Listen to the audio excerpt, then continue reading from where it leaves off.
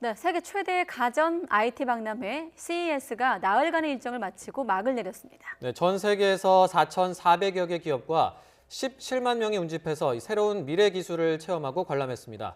미국 라스베이거스 현지에서 취재 마치고 돌아온 경제부 이지은 기자와 함께 이번 CES 2020 행사를 결산하고 미처 다 담지 못했던 뒷이야기도 들어보겠습니다. 안녕하십니까? 안녕하세요.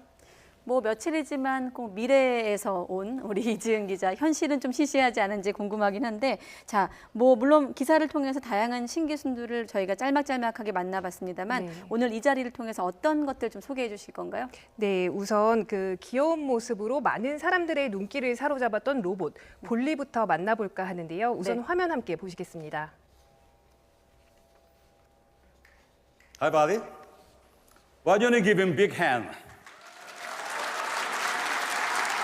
Bobby, say hi to the audience.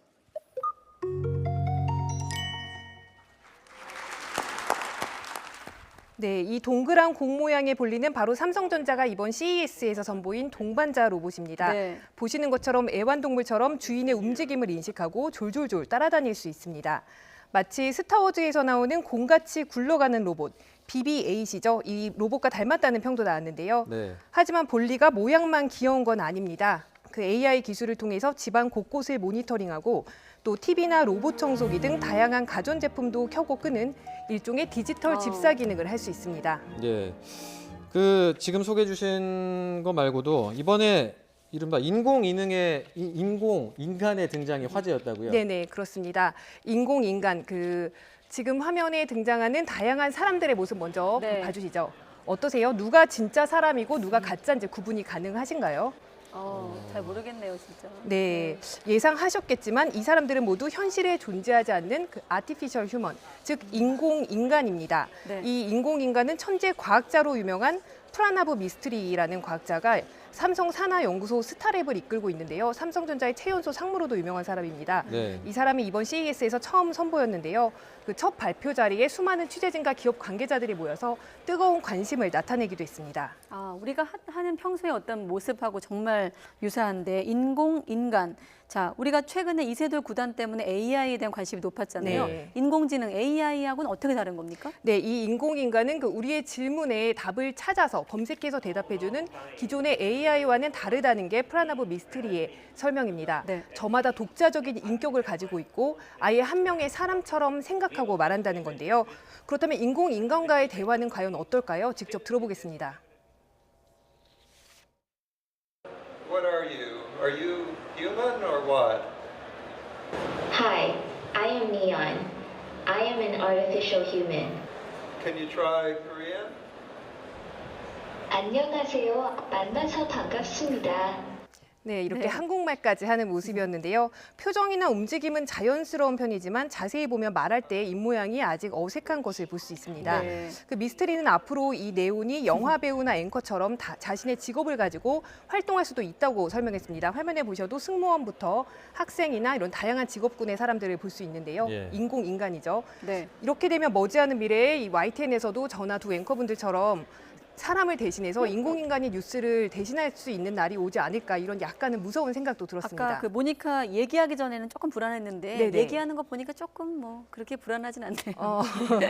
네, 조금 아쉬웠던 점이 네. 사실 직접 인공인간과 대화를 해볼 수 있지 않을까 이런 기대를 하고 네. 이 네온 부스를 찾아갔는데요. 많은 사람들이 그런 기대를 안고 왔는데 아쉽게도 저희 관람객들이 직접 얘기해 볼 수는 없고 관계자가 시연해주는 모습만 아직은 만나볼 수 있었습니다. 네.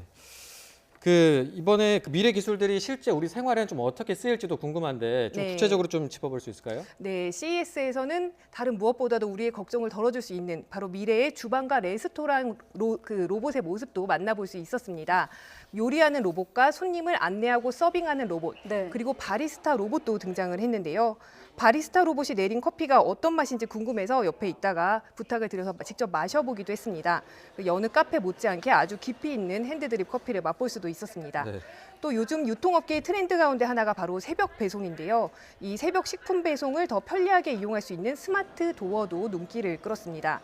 택배 기사가 주문자에게 받은 일회용 QR코드를 사용해서 네. 그 현관문 옆에 있는 냉장고 형태의 보관함을 열 수가 있게 돼 있습니다. 그래서 현관문 옆에 보관함을 열고 식품을 넣으면 그 주문한 사람은 집 안에서 다시 문을 열고 그걸 꺼내볼 수 있는 방식인데요. 네. 그 과도한 포장이 또 문제가 되고 있는데 이러한 포장을 줄이고 제품을 신선하게 받아볼 수 있다는 점에서 앞으로 유용할 수 있겠다는 생각도 들었습니다. 뭐 요리하는 로봇은 개인적으로 많이 탐이 나네요. 자, 그리고 사실 이 CES 전시하면 핵심적인 얘기가 이제 TV 이야기 아니겠습니까? 그 부분도 좀 주목이 되는데 우리 기업들이 새로운 TV들을 좀 선보였죠? 네, 언제나 그 삼성과 LG의 TV 가장 큰 주목을 받는 품목 중 네. 하나입니다. 이번에 LG전자는 지난해 CES에서 크게 주목을 받았던 돌돌 말리는 롤러볼 TV의 후속작을 내놨습니다. 이번에는 천장에서 아래로 펼쳐지는 롤다운 TV를 내놨고요. 이에 맞서서 삼성은 테두리, 즉 베젤을 아예 없어서 화면이 꽉 차는 그런 TV를 선보였습니다. 또 레고 퍼즐을 조립하듯 그 마이크로 LED 패널을 붙이는 방식으로 확장해 나갈 수 있는 삼성 TV는 이번에는 가정에서도 사용할 수 있는 정도로 크기가 줄었습니다. 예. 그리고 이번에 뭐 기사들을 보니까 CES에서 화제를 모았던 분야가 그 모빌리티, 탈 것과 관련된 분야였던 네네. 것 같은데 하늘을 날아서 이동할 수 있는 미래가 다가오고 있다고요? 네, 그렇습니다. 저는 개인적으로 집이 회사와 굉장히 멀기 때문에 네. 항상 차가 많이 밀릴 때면 순간 이동을 하고 싶다거나 날아서 그냥 가고 싶다 이런 생각이 들 때가 많이 있는데 네. 이번에 진짜 CES에서 이런 날아가는 미래의 탈 것들을 미리 살짝이나마 체험해 볼 수 있었습니다. 한번 화면 보시면 그 지금 보고 계신 화면이 그 드론과 비행기를 섞은 것 같은 그 미래의 모습의 도시명 그 항공기 현대자동차가 도시명 내놓은 항공기. 바로 제품입니다. 네. 도심에서 수직으로 이착륙이 가능한 방식으로 움직이는데요. 먼저 개발 관계자의 말을 한번 들어보고 오겠습니다. 헬리콥터는 한 개의 프로펠러만 사용하지만 이 기체는 8개를 쓰고 있습니다. 그렇게 되면은 훨씬 더 저소음으로 만들 수 있거든요. 그리고 안전 문제도 극복할 수 있습니다. 네. 계획대로라면 2028년부터 이제 상용화가 돼서 사람들이 이 탈 것을 이용할 수 있게 되는데요. 먼저 캡슐처럼 생긴 셔틀을 타고 터미널로 이동을 하게 됩니다. 그래서 터미널에서 이 도시명 항공기를 타고 정해진 노선대로 원하는 곳으로 이동을 하게 됩니다. 네. 실제로 현장에는 VR을 통해서 이것을 탔을 때 어떤 느낌인지 가상으로 체험해 볼 수 있는 코너가 마련되어 있었는데 굉장히 줄이 길었습니다. 그래서 기다림 끝에 직접 체험을 해봤더니 아, 미래에는 진짜 이런 모습으로 우리가 탈 것을 이용할 수 있겠구나 이런 것을 느낄 수 있는 새로운 경험이었습니다. 네, 예. 계획대로라면 2028년, 지금 2022, 2020년 20년이니까 그렇게 많이 안 남았어요. 네. 그때 이지은 기자가 상암동까지 출퇴근할 수 있는지 아, 네, 한번 편한 출퇴근을 지켜보도록 기대해 보겠습니다. 네, 하겠습니다. 자, 뿐만 아니라 각 분야에서도 업종을 뛰어넘어서 이 모빌리티 산업에 뛰어들고 있지 않습니까? 네, 그렇습니다. 정말 업종 간의 장벽을 허무는 것, 이번 CES의 큰 화두 중에 하나였습니다.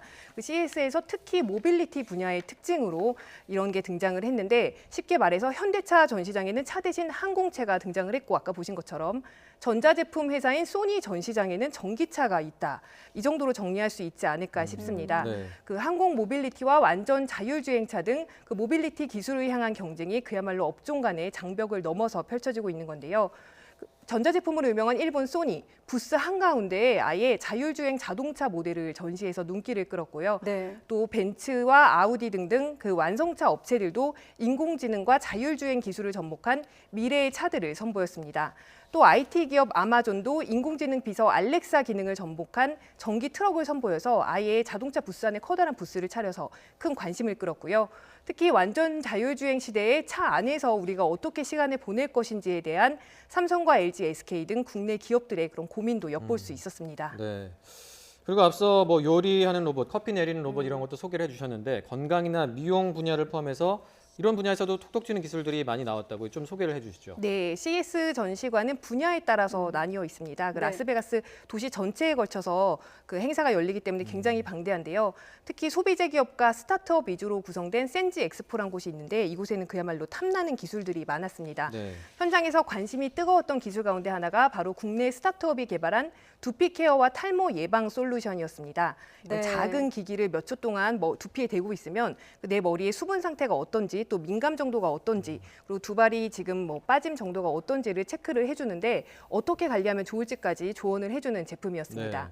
또 카메라가 손가락을 인식해서 아무런 키보드나 장치가 없어도 타자를 칠 수 있는 가상 키보드나 형광펜으로 줄을 그으면 자동으로 그 문장이 스크랩이 되고 또 검색도 할 수 있는 그런 스마트 형광펜도 흥미를 끌었습니다. 예. 모두 국내 스타트업들이 선보인 기술들이었고요. 예. 이 밖에 국내 기업들 중에 처음으로 CES에 참가한 아모레 퍼시픽의 경우에는 그 마스크팩을 하다 보면 사람마다 얼굴 크기가 다르기 때문에 사이즈가 가끔 모자라거나 남는 경우가 맞아요. 있는데요. 네, 맞춤형으로 그 사이즈를 측정해서 즉석에서 3D 프린터로 만들어주는 그런 기술을 선보였는데 이 기술이 CES에서 혁신상을 수상하기도 했습니다. 네, 뭐 인간부터 이렇게 맞춤형 마스크까지 화면만 이렇게 들여다보고 있어도 참 신기하고 네. 재밌는데 사실 뭐 신기술이 모여 있는 경연장이었잖아요. 취재하면서 좀 느낀 점을 짧게 요약한다면 어떤 걸 좀 느꼈나요? 네, 이번 CES를 취재하면서 그 느낀 가장 큰 거는 더 이상 기업들이 전자면 전자, 자동차면 자동차 이런 식으로 기존의 업종 장벽에 얽매이지 않는다는 점이었습니다. 또 단순히 새롭고 훌륭한 기술을 보여주고 자랑하는 것에서 벗어났다는 점도 특징이었는데요. 이 기술들이 우리의 삶 속에 들어와서 삶을 어떻게 바꿔놓을 것인지에 주목하고 또 미래의 우리 삶을 미리 엿볼 수 있는 그런 기회가 아니었나 싶습니다.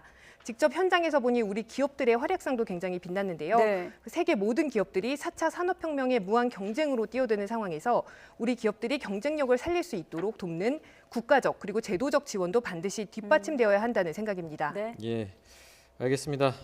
미래 기술의 격전장이었던 CES 취재 후기 오늘 이지은 기자와 함께했습니다. 오늘 말씀 잘 들었습니다. 네, 잘 수고하셨습니다. 들었습니다. 감사합니다.